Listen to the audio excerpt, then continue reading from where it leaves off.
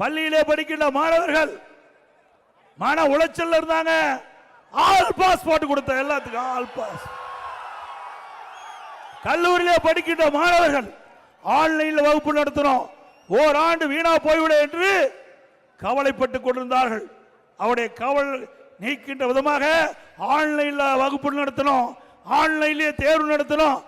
அவர்களும் அந்த ஆன்லைனிலே தேர்வு எழுதி அவர்களும் தேர்ச்சி பெற்றார்கள்.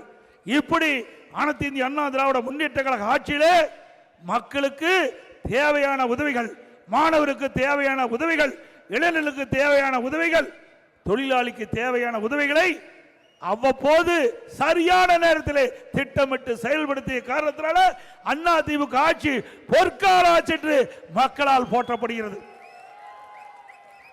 5 வருஷம் இன்றைக்கு முடிய போகுது. அடுத்த மாசம் தேர்தல் அறிவிக்க இருக்கிறாங்க. அதுக்கு அடுத்து ஏப்ரல் மாசம் தேர்தல் வர இருக்கிறது. சிந்திச்சு பாருங்க, இந்த 5 ஆண்டுல பேர் வைக்கிறதுக்கு மட்டும்தான் முன்னுரிமை. தினம் ஒரு பேரு, தினம் ஒரு பெயர், போட்டோ ஷூட், பத்திரிகையில் விளம்பரம்.